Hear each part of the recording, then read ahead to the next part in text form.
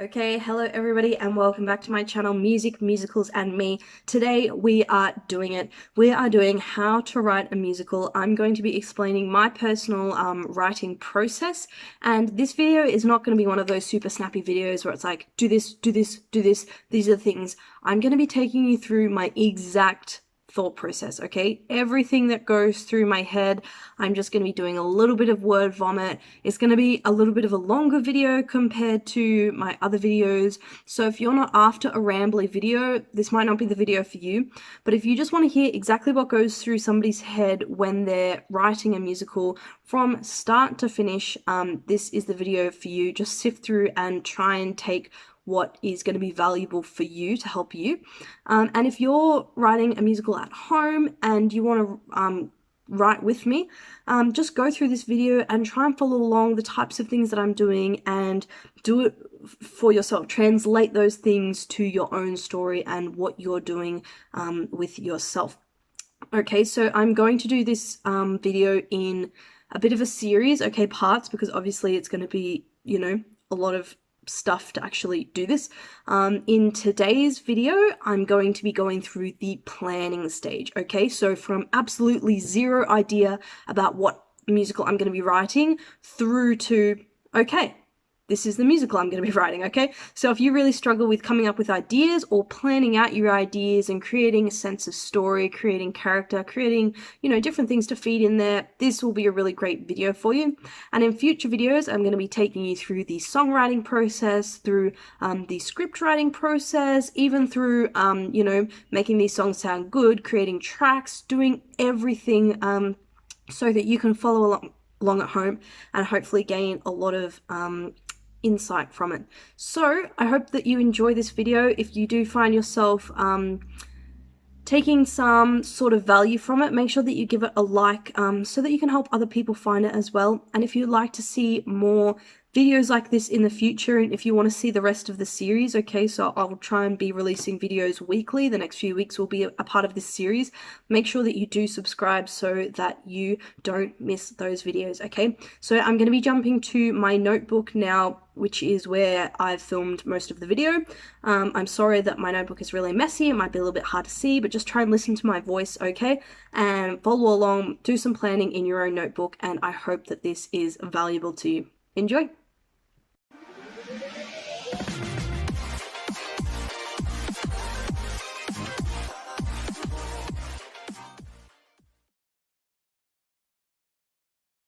Okay, here we go, everybody.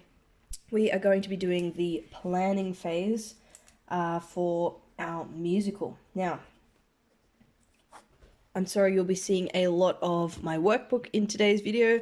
That's how I like to plan things out. If you like to do it on the computer or in some other way, that is absolutely fine. I'm just going to be taking you through today my personal way of doing it, okay? So, number one, most important thing, always start from the knowns, okay? And this is a little bit similar to finding the path of least resistance, which I talk about in this video right here that I'll link to. But basically, you want to figure out the things you know about your musical, and they will answer other questions and give you more knowns, okay? So for me, I honestly have absolutely no idea what I'm writing this musical about, okay? I'm purely writing it right now so that I can make these YouTube videos and help people like yourselves who are writing a musical, okay? So that is actually a known, my purpose, what I'm writing the show for. And this known, so knowing why I'm doing it, is going to give me a little bit of information. So right now, if I decide to write a 3-hour epic for the purpose of making a few YouTube videos and helping people learn how to write or giving an insight into my writing process, that is going to take me a very, very long time, and I will not be able to release those videos for a long time. So I want to do something short form. For me, I've decided that I'm going to do a 10-minute musical, okay? Now, this is a pretty extreme sense of short form, okay? So you might decide that you want to do an hour-long show. You might decide you want to do a standard book musical, 2 hours, 2.5 hours with an interval. You might decide you want to do a 3-act show with 2 different intervals, okay? So you could do any kind of form that you want, but think about why you're writing this show. Are you writing it to be performed at schools? You might want to look at half an hour, 40 minutes. Are you writing it to be performed in theatres? Are you writing it to be performed at old folks' homes? Like, why are you writing this show? Start from your knowns, no matter how unhelpful they might seem. You might think, well, that piece of information isn't going to help me at all, but every known will lead to something else, okay? So now I have a new known. I'm going to write a 10-minute musical. Now, I know that doesn't sound like a lot of time. If you haven't seen a really short musical before, I would definitely recommend that you go and look up 21 Chump Street by the amazing Lin-Manuel Miranda. I'm sorry if I said that wrong. But yeah, it's 14 minutes, I think, and it's amazing just how much of a story you can communicate in such a short amount of time, okay? So I'm going to be endeavoring to write a 10-minute musical. Now, this new known gives me some additional information, okay? So because it is short form, I want it to be quite light-hearted, okay? I don't want it to be a super heavy, sad story that's going to move my audience to tears in the space of 10 minutes. I don't think that's realistic, so I want it to be quite light and funny. And I also want it to be kind of something that's easy for them to understand and latch onto. So, you know, I don't want to be exploring the space-time continuum and time traveling back, and that's affecting the future, and like all of these super, super complex things that might take a little bit more time to understand. And just thinking straight away in my head now, in order to help the audience understand really, really quickly and jump on board, I may want to be using some types of theatrical devices like a narrator, potentially. A narrator is a really great way to get across information very, very quickly, okay? So you don't have to think about how you're going to create the exposition within the narrative or within the dialogue or the story. You can just have a narrator blankly and very obviously just say, hey, this is what's going on. So I may want to be using some kind of narrator for my short form, okay? So if you are at home and you are playing along, I want you to be doing the exact same thing, okay? Start with your knowns, whatever they may be, okay? You're gonna have at least one when you sit down to write a musical. It could be, why do you want to write a musical? It could be, what do you want to work on in this musical? Do you want to work on your music writing? Do you want to work on your characters? Do you want to work on, you know what I mean? So take whatever known you have. Mine was why I'm writing, and from that I was able to get what kind of form or length of show that I wanted to do, okay? So figure out your knowns, let it lead to another known. I've been able to deduce a few extra things here that are going to inform my decision making, okay? Now, I still don't have any sense of characters, any sense of plot, any sense of real anything at the moment. All I have is a few rough little things that are going to point me in the right direction, which is what you absolutely want. Now, when it starts to come to story, characters, things like that, there are a whole bunch of different ways that you can come up with ideas, okay? If you're watching this, you may already have an idea, which means absolutely good job. Good, you don't have to worry too much if you've got your whole thing set up. But for me, again, I have no idea what I'm going to be writing about today. And sometimes coming up with ideas can be really overwhelming. It can be really hard. You can just sit on your butt going, I have absolutely no idea what I'm going to write about, okay? So I would suggest to start from a few different avenues, okay? So you could start from plot, okay? What's going to happen in this story? What do you want to happen in this story? What are some events or things that would be cool to happen? So actually the happening, you could start from some ideas from there. Plot is an important part of a story. You could start from character. So I've got a really great idea for this character. He's going to look like this and he's going to have this cool costume, and, you know, having a few character knowns is going to lead to further questions answered, okay? And character is a big part of writing a story. Now the third is theme. Okay, so what message do I want my story to tell? What do I want it to leave the audience with as a sort of takeaway. And of course, your musical doesn't have to have some overarching message or anything huge like that, but I think that stories are really effective when they're about something bigger than just the plot, just what happens, when there's some kind of deeper message or deeper meaning for the characters. When the characters learn something, it means that the audience often can learn something as well. So theme, again, or message is a really big part of storytelling. Now for me, I'm going to go with theme today just to see what I can kind of figure out from that. And just off the top of my head, I'm going to brainstorm some themes or some messages that, you know, you'll probably recognize from other films, okay? So straight away, I can think of good versus evil, okay? What a classic. The idea that good will always prevail over evil. And there are many, many, many stories that explore this idea. The Bible, I feel like, explores this idea. Satan and evil and God and heaven. Star Wars, the Siths, the Jedi, you know, good guys, bad guys. It's a pretty big one there for use. Now just exploring some other ideas here. Slow and steady wins the race. Slow and steady wins the race. You've probably heard of it. The idea that, you know, just knuckling down, doing your thing, taking it a little bit at a time is often more effective than somebody who's really fast but, you know, may get distracted or, you know, think they're the greatest. So, you know, if you were to say choose this, again, you're going to have a further known. Okay, so there's going to be some personal thing that's going to be slow and steady, and there's going to have to be some personal thing that's going to be fast, and there's going to have to be some sense of competition. What is the race? What are they competing at? And you're going to be able to draw out different bits of character and different bits of plot just from choosing some sense of message or theme. And this can be done in another order. You might start with a character and you'll be able to draw out a theme. So if you develop this really cool evil villain character, you know, you might want to say, okay, I'm going to explore good versus evil, or, you know, he's going to be like this and I'm going to explore this theme, or, oh, he's a super evil villain. Okay, in my plot, I'm going to have him build this evil villain lab. Okay, so you can draw things out across these three groups, okay? Okay, so I'm still not super happy with either of these. I'm gonna go into a third theme here. You can brainstorm as many of these as you like until you get something that you are happy with, by the way. But it's great to just sit down and do a bit of like word vomit, you know what I mean? Just go bam, bam, bam, bam, bam. You can even Google, you know, themes, messages, whatever, to get your ideas rolling until you find something that you're happy with. Now, my next one is gonna be the grass is always greener on the other side.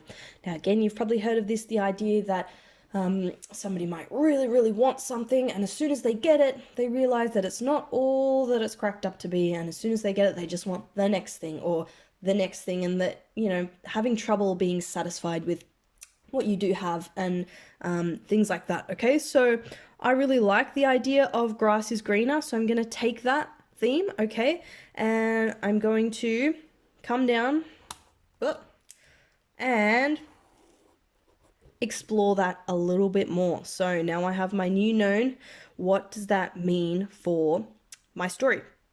For the grass is greener, we're going to have a situation where the character is in that they're not 100% satisfied, okay? They want to go to this situation which they think looks really cool. The grass over here looks so green.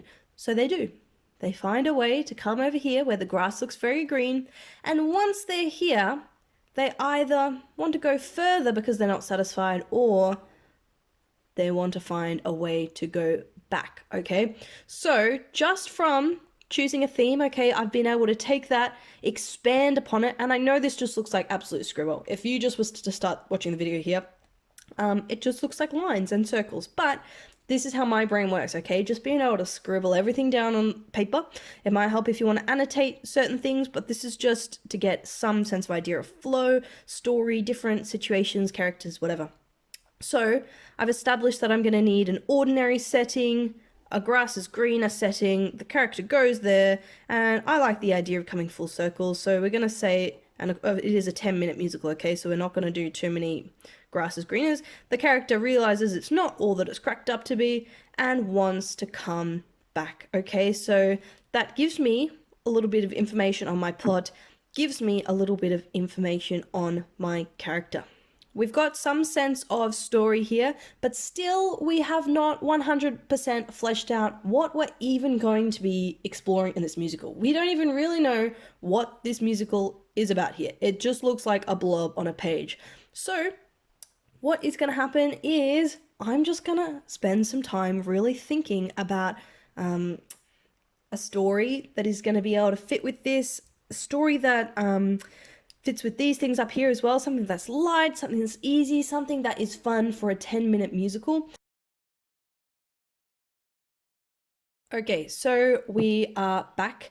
All of this kind of plan I did a few days ago, and what we ended up with was this sense of little sense of a story, but without any real specifics about the character, any real specifics about the plot or what actually happens, okay?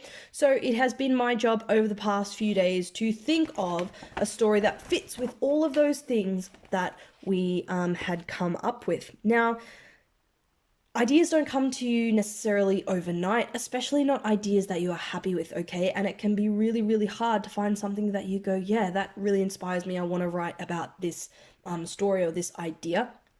And I know that it's something that people struggle with. So what I have done over the past few days, and what I advise you to do as well, is not to worry about how long it takes you to come up with an idea that you're happy with, as long as you are creating ideas every single day, okay? So what I do is I challenge myself to come up with an idea in the shower, okay? So I know I'm gonna have one shower every single day, and when I'm in the shower, the pressure's on, okay? Because I can't have like a 20-minute shower and just be thinking like, oh no, don't like that, oh no, don't like that. I've got like 3 or 4 minutes to come up with an idea, and it puts the pressure on a little bit, and sometimes I need that, okay? I work well under pressure, so when I'm in the shower, I've got, okay, I'm just gonna have to come up with something. I need to leave this shower with an idea, and it means that you are constantly coming up with ideas every day, okay? So the first day I had a shower, I was thinking, I came up with something, I was not happy with it. Second day, I had another shower, came up with something, I wasn't happy with it, which was okay because I was still coming up with ideas every single day, okay? And today I jumped in the shower and I was under pressure. I was like, okay, I've got to get an idea out. And do you want to know the first thing that came to my mind in my shower today? The first thing that came into my mind was robot pigs. Okay?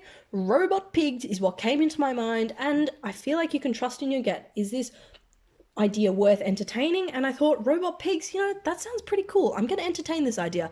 Let's have a little think about what robot pigs means. So I was thinking about what robot pigs would look like, what kind of powers robot pigs would have, what kind of a world robot pigs would live in, and this idea sparked a little bit of interest in me, okay? I still don't know if they're going to be called robot pigs or robo pigs, but I like it. The idea is light, obviously, because it's quite comical, the idea of robot pigs. I wouldn't say it's necessarily the easiest thing because it is dealing with an alternate universe rather than our own, and that will require a little bit of explanation, but I feel like with a narrator that will be able to be easily achieved. And I am quite intrigued by ideas that are a little bit different, okay? So I don't tend to gravitate towards ideas of just boy meets girl at a cafe and they fall in love, I like to do something a little bit different, a little bit zesty. Now, moving on to our theme idea, which was going to lead into our plot and our characters. This is where the story started to develop, okay? So I initially just had the idea of Robot Pigs. Robot Pigs is not a musical. Robot Pigs is not even a 10-minute musical until you give it some sense of story and flow, okay? So initially I thought, well, in this world, is everybody Robo Pigs? And is the story about a Robo Pig? And I thought, well, no, grass is always greener. Why don't we start with a regular pig that wants to become a Robo Pig, because it seems really cool. For some reason, he really wants to become a Robo Pig. And when he becomes a Robo Pig, he realizes it's not all that it's cracked up to be. And he wants to go back to being just a regular pig. Okay, so This gives us some more information. We've got character, we've got a little pig that has a dream, okay? We've probably got the other pigs that disagree with him, like maybe his mother pig doesn't want him to become a robo pig for certain reasons. Other pigs who oppose him. Maybe there's other pigs at school. Maybe there's other pigs at work that think that he's silly for his dreams. I'm not sure yet. And then in terms of characters, I'm trying to create this world here where pigs can become robot pigs. So obviously animals talk in this world, and animals have lives in this world. Is this world exclusively a pig world, or are there other animals in this world? Okay, so I like the idea that there are other animals, kind of like a Zootopia or whatever. So like a world where other animals can kind of live and have a life and do things. And so we've got some sense of characters and we've got some sense of plot, okay? Pig wants to become a robo pig, then he regrets it. Obviously that needs a lot of fleshing out, but that is a really good place to start. Now, jumping back across to this page, we've got robot pigs, and we're going to be using something called the story circle. This is Dan Harmon's story circle, and it is not to be confused with the hero's journey, okay? I know that sometimes the hero's journey can be portrayed in a circle, but this is the story circle by Dan Harmon, and I will try and leave an image here of something a little bit more sophisticated than what I'm about to draw, or a link in the description or something like that. But basically, it's this idea that the story is a circle, okay? And number one is you, called you, okay? And in you, you're establishing this comfort zone for the character, this comfortable world, okay? Establishing all that's kind of comfy in the world. Now, number two is need, okay? So in number two, the character has a need or desire, okay? So if we're talking about robot pigs, number one, we're going to be establishing this world. I've decided maybe there's going to be other talking animals, this world where animals live. Number two, there's going to be a need, okay? So maybe our little pig hero needs to become a RoboCop or needs something else and thinks it might be a good idea to become a RoboCop to get it. So that one still needs a little bit of fleshing out. Now, number three is go. So this is where the character goes and they cross the threshold and they go to this new situation. Number four is called search, okay? So they go across their trials and tribulations, they search for what they're looking for, they adapt to this unfamiliar situation that they've crossed into. And number five is, or should I say five there? Find, okay? So the character finds what they are looking for. So maybe our pig finds a way to become the Robo Pig. Now we've got six is take. Take, so the character takes what they want, but they end up paying a price for it, okay? So in relation to the grass is always greener, takes the Robo Pig, becomes the Robo Pig, but realizes, you know, they end up paying a price for it and maybe it's not all it's cracked up to be. Now 7 is change. Okay, so, oh, sorry, I just skipped one. 7 is return, okay? So after they've paid this heavy price for it, they return to their world of, their starting world of comfort. And number 8 is change, sorry. So, oh, this is very messy, sorry. Number 8 is change. So they return to their world having changed, okay, so something is new. And there is a line drawn across the very middle of the story circle, and this part is order, comfort, you know, where everything's just peachy, and this half is chaos. So this is where all the drama happens, okay? This is where they're in the comfortable world. In this part, they're at the start of their story, they're in the comfortable world, they cross over into the world of chaos, they're trying to find what they get what they want, but it comes at a price. They return home having changed, and then we're back to the start, ready for them to go on another adventure. Okay, so that is a very, very brief description of the story circle. If you search in YouTube Dan's Harmon's story circle, you'll be able to find a much more comprehensive look at it. But in terms of Robot Pigs the musical, we are starting to make some progress. Okay, so we've got all these different kind of things that can happen, and we do have to remember that I'm going to try and squeeze all these things into 10 minutes. Okay, so we need a little bit more information, don't we? And in order to get it, we're going to just go back to what we know, okay? Robot pigs. I'm going to do some research about robots and some research about pigs. Now, in my research about pigs, I came across a lot of different things, such as obviously info about pigs, which is useful for creating dialogue and jokes and things like that. But what's going to be even more useful is like cultural references and things like that. So something that really I liked a lot was the expression "when pigs fly." Okay, I feel like everybody knows it. It's a very well-known expression, and it's something that we could play with. Okay, so there's also things like the three little pigs. Okay, so, you know, that could be a part of the story, or it could just be a little passing joke at the start, some kind of nod towards it, because again, these are things that everybody knows about. So, you know, I'm going to keep doing research on different things that could be referenced throughout, and of course, thinking about what kind of robot pig a robot pig would be, what kind of robotic elements, and, you know, when I'm thinking about what kind of robot elements, I'm probably thinking, you know, when pigs fly, robot pigs can probably fly, okay? So then we come back to the story circle. We've established this comfortable world. I'm going to be thinking about some kind of place where animals can live, and I'm absolutely going to be using the narrator to communicate this. So the narrator, for example, just could come straight out and say, the year is 2082. Animals can talk, you know? Animals can live a life, blah, blah, blah. They can go down the street and buy a newspaper. They can rent out a house. They can, you know, so using the narrator to get across this information very, very quickly. Now, we want to also be establishing our main character. I haven't really decided what kind of a little pig this main character is going to be. In my heart, it says maybe like a little 12-year-old, you know, pig who's just got big dreams, but maybe a little bit older to then be able to go and become a Robocop. I'm not sure. It could be a pig in a dead-end office job who wants a little bit more zest out of life. I'm not sure, but I think I'm going to go down the path of more of a young pig, okay?